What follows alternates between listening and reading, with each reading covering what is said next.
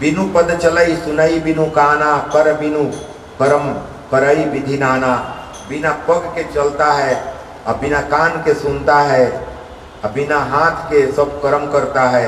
आनन रहित सकल रसभोगी, बिनु बानी भक्ता बड़ जोगी।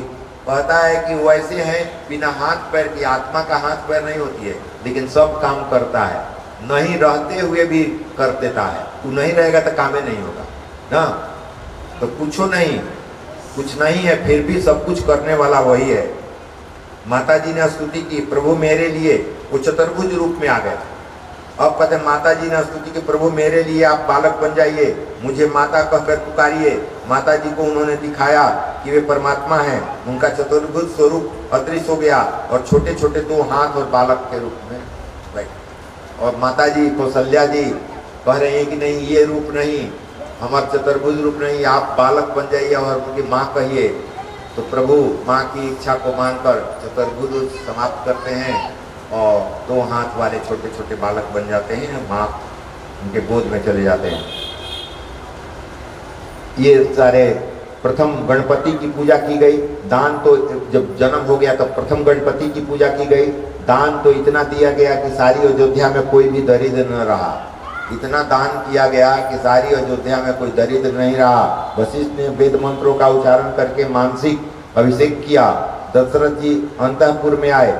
आज राम के दर्शन सारी दासियां कितनी हर्षान्वित हो गई थी कि वे देह भान भी भूल गई थी। देह भान ही नहीं है तो मान मर्यादा और लाज की बात क्या कहें।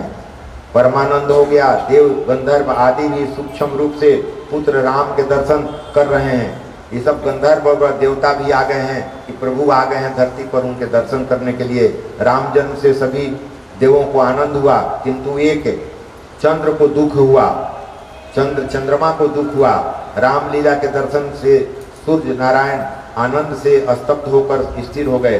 सूर्य नारायण आगे बढ़ ही नहीं रहे हैं, क्योंकि राम का जन्म हुआ है तो आगे बढ़ते तब तो चंद्र आते रात्रि में, तो आगे बढ़ ही नहीं रहे हैं, आगे बढ़ते ही न थे। सूर्यास्त के बिना चंद्र राम का दर्शन कैसे करें। तो चंद्र ने राम से प्रार्थना की, इस सूर्य को कहिए कि वह आगे बढ़े, वह मुझे आपके दर्शन ही नहीं करने देता है। चंद्र को रोना आ गया तो रामचंद्र ने कहा कि उसे आश्वासन देते हुए कहा, आज से मैं तेरे नाम को ही धारण करूंगा, तुम रो मत, तुम्हारे नाम को मैं धारण करूंगा। इसलिए उनका नाम अपने रख दिया रामचंद्र। राम के साथ चंद्र लगा रहेगा। कितने दयालु हैं प्रभु। कोई रोने लगता है भक्ति से कहते हैं कि कोई बात नहीं, आज से मैं तेरे नाम धारण करूंगा। फिर भी वह प्रसन्न नहीं हुआ। उसके बाद भी नाम धारण करने के बाद भी कहा कि हम प्रसन्न नहीं है प्रभु, हमको दुख हो रहा है, हमको दर्शन करना है। तो रामचंद्र ने उसे कहा कि तू धीरज धर, इस बार मैंने सूर्य को लाभान्वित किया है, किंतु भविष्य में कृष्ण अवतार में सबसे पहले तुझे ही दर्शन दूंगा, रात्रि में मैं जन्मे लूंगा ना। उस समय अभी तू रह जा, उस समय रात्रि में मैं जन्म लूंगा और तू दर्शन कर लेना लूंगा। कृष्ण अवतार में रात्रि के 12 बजे जन्मूंगा, सो तुझे ही लाभ मिलेगा। अभी इंतजार कर, यानी कि कोई दिक्कत हो जाए, कोई दुख हो जाए तो धैर्य से इस्तेमाल। ये कहानी बता रहा है कि बेहबल मत हो, तुम्हारे पास विपरीत परिस्थिति आ जाए तो धैर्य बढ़ा दो। धैर्य बढ़ा दोगे तो फिर तुमको वो चीज़ मिल जाएंगी, इसलिए घबराओ मत। चंद्र को भी धैर्य से रहना पड़ा और एक युग मतलब क्या कहा जाए, मतलब एक युग ही रहना पड़ा। रामावतार कृष्ण अवतार युग बदल गया, तब तक वो इंतजार कर रहे हैं, फिर उनके दर्शन हुए हैं। नित्य शुद्ध परमानंद को प्राप्त करने की ओर जो कभी ध्यान नहीं देते, उन सभी भूत प्राणियों के लिए जो रात्रि है उसी समय में जोगी जाग कर प्रभु स्मरण करते हैं। जोगी की बात कही जा रही है कि जोगी कब करता है, जब सब कोई सो जाता है तब वो जगता है, और सब कोई जगता है तो जोगी सो जाता है ना। तेज विद्यार्थी ऐसे ही करता है। तेज विद्यार्थी होता है तो सब कोई सो जाता है तब पढ़ता है, और सब कोई जब जग जाता है तो वो सो जाता है, ताकि लोगों को पता नहीं चले कि पढ़ रहे हैं। साधक भी ऐसे ही होते हैं। साधक अगर साधना कर रहा है और दिखा के साधना कर रहा है तो उसका साधना फलीभूत नहीं होता है, वो गुप्त साधना ही फलीभूत होता है, पता भी नहीं चल रहा है, कार्य भी हो रहे हैं। राम का जीवन तो ऐसा पवित्र है कि उनके स्मरण मात्र से हम पवित्र हो जाते हैं। बर्तन यदि रावण सा है और जप राम के नाम का है तो नाम जप का फल कभी नहीं मिलेगा। मतलब काम भी रावण के जैसा नहीं, जाप भी उसी का, काम भी वैसे ही जैसा। राम जैसा बर्तन होगा, राम नाम का जाप होगा, तभी कुंड में से अमृत झरेगा। राम के एक एक गुण को अपने जीवन में उतारने का प्रयत्न ही उनकी सर्वोत्तम सेवा है। भगवान राम की सेवा करना है तो उनके जो मर्यादा का पालन किए हैं, जो बचपन से अंतिम चरण तक उन्होंने कार्य किया है, उस कार्य को दैनिक जीवन में उतारोगे तब उनकी सेवा मान ली जाएगी। अगर तुम उतारोगे नहीं, माता पिता के आदेश पाकर वो राज छोड़ने में भी हिचकिचाए नहीं, थोड़ा सा भी विरोध नहीं, भाई के लिए छोड़ना है, छोड़ के चल गए कहाँ, तो उनको सब कुछ मिल गया, सब कुछ उनको मिल गया है। रामचंद्र जी का अवतार राक्षसों के संहार के लिए नहीं हुआ था। ऐसा न समझें कि रामचंद्र जी का अवतार हुआ था राक्षसों को मारने के लिए, मनुष्यों को ऊंच आदर्श बताने के लिए हुआ था। मनुष्य को ऊंच आदर्श, पत्नी के साथ कैसा संबंध, माता पिता के साथ कैसा संबंध, भाइयों के साथ कैसा व्यवहार होना चाहिए ना, सगे संबंधियों के साथ कैसा होना चाहिए, और संतों के साथ कैसा होना चाहिए, राक्षसों के साथ कैसा व्यवहार होना चाहिए, हर सेवकों के साथ कैसा व्यवहार होना चाहिए, वो हर एक व्यवहार केवल उनका स्मरण करने जोग है, करने जोग है। इसलिए कहते हैं कि जो मैं किया हूँ वो करने जोग है, तुम करो। अगर वैसा करते हो तो प्रभु की सेवा का फल तुमको मिलेगा। अब प्रभु को मान लेंगे कि हमारी सेवा ही कर रहा है, ये शास्त्र भी कहता है और बात भी 100% शास्त्र सही कह रहा है। रामचरित दिव्य हैं, उनका चरित्र सभी को डोलायमान करता है। सर्प के कान नहीं होते, कारण जानते हो इसका? शेषनाग सर्पों का राजा है, उसी के फन पर धरती थमी हुई है। राम कथा के श्रवण से यदि शेषनाग बोलने लगे तो धरती का विनाश हो जाए। बाहर आ रहा है कि सांप को कान नहीं होता है, कान इसलिए नहीं होता है कि शेषनाग पर ही धरती टिकी हुई है। कान अगर दे देंगे तो रामचरित्र सुनने लगेंगे तो स्वर अगर हिला दिए तो धरती चली जाएगी। इसलिए कहा जाता है कि सांप को शुरू से काने नहीं होता है, कान रहेगा तो भगवान के शेषनाग है ना, उन्हीं पर सोए रहते हैं। वो अगर प्रभु के लीला सुनने के तनी झूम गए भक्ति में, माथा उठा हिला दिए तो धरती चली जाएगी। इसलिए कह रहा है यहाँ जो कथाकार है ऊपर है कि इसलिए सांप का को कान नहीं होते। हाँ, ये पुरुष यदि एक स्त्री में काम भाव रखे और धर्मानुकूल काम भोग करे तो गृहस्थ होने पर भी वह ब्रह्मचारी ही है। कहता है कि एक पत्नी है और वो धर्मानुकूल काम भोग करे तो गृहस्थ होने पर भी वो ब्रह्मचारी ही कही जाती हैं। मैं शुरू से ही कह रहा हूँ, संतान उत्पन्न करना है कोई बात नहीं, संतान हो गए तो ब्रह्मचर्य का पालन सगड़ों किताब में भरा हुआ है। कहीं भी जाओगे तो इसके बगैर तुमको शक्ति, ब्रह्म का साक्षात्कार, ब्रह्म की अनुभूति, आनंद नहीं मिलेगा। लाख कोशिश करोगे नहीं मिलेगा। हनुमान जी के बस में राम जी हैं, इसलिए बस में है जो ब्रह्मचारी हैं, वो सेवा करते हैं। ब्रह्मचारी ही किसी का सेवा कर सकता है। ब्रह्मचारी अगर नहीं तो सेवा में कुभाव हो जाएगा, सेवा करेगा चित्रकेतु वाली हाल होगी। दृश्य कोई देखेगा तो भावनाएं दृष्टि दोष होगी, दृष्टि होगी तो पार्वती जी जैसे श्राप दे देंगे जैसे वो श्राप मिल जाएगा। तो इसलिए बिल्कुल सही रखना है तो ब्रह्मचर्य का पालन करना ही पड़ेगा। इसके अलावे कोई उपाय नहीं है ब्रह्म के साक्षात्कार करने का, कोई उपाय नहीं है। दूसरा कोई मार्ग, लोग कहता है कि बहुत मार्ग है, कोई मार्ग नहीं है। चाहे तुम गृहस्थ जीवन में हो, चाहे वानप्रस्थ हो, चाहे ब्रह्मचर्य आश्रम में हो, किसी आश्रम में हो, इसको 12 वर्ष करना ही पड़ेगा। ध्रुव को, प्रहलाद को क्यों ब्रह्म मिल गए? ध्रुव को, प्रहलाद को ब्रह्म मिल गई इसलिए कि बचपन से ही ब्रह्ममय हो गए थे। ब्रह्म के एकाग्रता में अब 12 वर्ष तक ब्रह्मचर्य का पालन प्रकृति खुद करा देती है। अब 12 वर्ष जब प्रकृति करा लिया, उसी 12 वर्ष में वो लोग साधना कर लिया। प्रहलाद जी 5 वर्ष में बचपन से ही लग गए, ध्रुव बचपन से ही लग गए।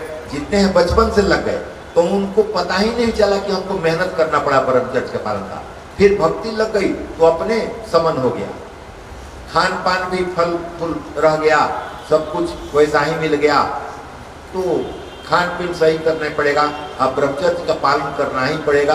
अगर चाहते हो कि अंदर प्रभु है, आत्मा है और उसका आनंद का उपभोग करें तो ये करना ही पड़ेगा, दूसरा कोई उपाय नहीं है। मतलब हमको समझ में आई है कि दूसरा कोई उपाय नहीं है, जितना 12 वर्ष करना ही पड़ेगा, बगैर 12 वर्ष के ये संभव नहीं है। उस शक्ति को अर्जित करोगे। आप एगो बात प्रैक्टिकल मैं बता रहा हूँ, ठंडा के दिन में तुम लोहा का छड़ छुओ, ठंडा लगेगा गर्म लगेगा? ठंडा लगे ना। ठंडा के दिन में लोहा छुओगे तो ठंडा लगेगा, और गर्मी के दिन में वही लोहा छुओगे तो क्या लगेगा? और दोनों अगर गर्म होता ना गर्म लगेगा ना ठंडा लगेगा। अगर शरीर उतना ही गर्म है, लोहा उतना ही गर्म है तो ठंडा लगेगा ना गर्म लगेगा। तो मिलोगे तभी जब तुम ब्रह्म बहुत शक्तिशाली है, तुम्हारे पास भी शक्ति आ जाएगी तभी मिलोगे, ऐसे कोई उपाय नहीं है। राम सरल है किंतु सीता जी की सरलता अलौकिक है। राम जी सरल है लेकिन सीता जी की सरलता और अलौकिक है। बड़ों का दिल कभी न दुखाना। कैकेयी ने राम को वनवास दिया तो उन्होंने उसे प्रणाम करके कहा, माता जी मेरा भाई भरत यदि राजा बनने वाला है तो मैं 14 वर्ष तो क्या आजीवन वन में रहने को तैयार हूं। देखिए, जो श्राप दिया है, वनवास किया है, उसको जाके प्रणाम करते हैं, कितना सुंदर है। और उधर भी याद है आपको कि ध्रुव, सुनीति के पुत्र ध्रुव हैं, और सौतेली माँ सुरुचि जो है उसको भी जाके प्रणाम करके आशीर्वाद लेके वन में जा रहा है। यहाँ भी रामचंद्र जी कैकेयी को प्रणाम करके जा रहे हैं और कह रहे कि मेरा भाई भरत राजा बनेगा तो 14 वर्ष क्या, मैं आजीवन वन में रहने को तैयार हूं ना। तो ये मर्यादा पुरुषोत्तम। बैरी कैसे, संत के पास भी वही स्थिति है, सब आपस में लड़ते हैं लेकिन संत के पास दोनों बैठे रहते हैं, दोनों पार्टी के लोग आते हैं। मैं भी देखता हूँ कि बहुत दोनों पार्टी, भीतर से अंदर बहुत लड़ाई है कि दोनों पार्टी लेकिन आकर बैठा है, एक ही केंद्र को मान रहा है, दोनों पार्टी अंदर से लड़ रहा है। तो संत और महात्मा का ये गुण जब आ जाएगा ना तो बैरी वाले भी सामने आ जाएंगे, साथे बैठेंगे, वहाँ कुछ नहीं बोलेंगे, वहाँ कुछ नहीं बोलेंगे, यहाँ से जाने के बाद जो हो, लेकिन वहाँ बैठे रहेंगे शांति से। शिव जी ने कहा श्लोक 1 है और उसकी इच्छा करने वाले 3 है। इस श्लोक में 32 अक्षर थे, सो शिव जी ने तीनों को 10-10 अक्षर दे दिए। अब शेष रहे 2 अक्षर, तो शिव जी ने कहा इन 2 अक्षरों को मैं ही अपने कंठ में रखता हूँ। मतलब सारे श्लोक में अर्थ जो थे 32 अक्षर के थे, तो 2 कहते कि राम रहने दो, बाकी सब तुम ले जाओ। मतलब सार जो तत्व है वो प्रभु अपने कंठ में रख लेते हैं, बाकी को छोड़ देते हैं। यानी कि सार तत्व को पकड़ो, शास्त्र है ना, तो इसका सार क्या है, क्या करने लायक हमको करेंगे तो उस सार को रख लो, बाकी सबको छोड़ दो, कोई दिक्कत नहीं है। कहते हैं शिव जी की राम का नाम लेकर ही मैंने विष को पी गया, कंठ में रोक लिया। कंठ में चूंकि राम है ना, कंठ में राम है, अब विष गया तो वही में अझुरा गया रामे में ना, तो इसलिए मैंने कंठ में रोक लिया है, कंठ में राम का नाम रखा हूँ, अब पिया तो कंठ में ही विष रह गया है। ये रामचंद्र जी तो खेल कूद में भी अपने छोटे भाइयों को जिता देते थे, छोटे भाई हार भी जाते थे तो कहते कि नहीं भैया तुम जीत गए, ऐसी उनकी लीला थी। विष्णु सहस्त्र नामावली में भगवान को अमानी मानो कहा गया है, मतलब मान नहीं, दूसरे को मान देते हैं, अपने मान पाने के लिए कोई कार्य नहीं करते हैं। लेकिन संसार के लोग अपने मान प्राप्त करने के लिए सब कुछ करते हैं, दूसरे को अपमानित करने का प्रयास करते हैं। लेकिन राम का अगर चरित्र जाने तो ये अमानी थे, दूसरे को मान देते थे, अपने अमान लगते थे। जसोदा जी जस दो, जस जो है दूसरे को देती थी, अपजस अपने माथे पर लेती थी, तो उनके गोद में श्री कृष्ण खेल रहे हैं। तो ऐसा स्वभाव बनाओगे तभी ब्रह्म तुमको। अत्रि की पत्नी अनसुईया किसी से जलन नहीं था तो ब्रह्मा विष्णु को बालक बना के झूलने में झुला दी थी।